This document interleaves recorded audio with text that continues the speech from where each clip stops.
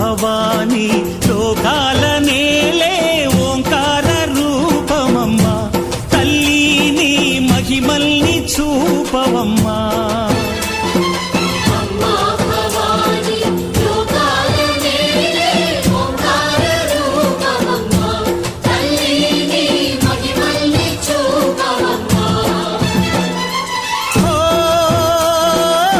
సృష్టికే దీపమా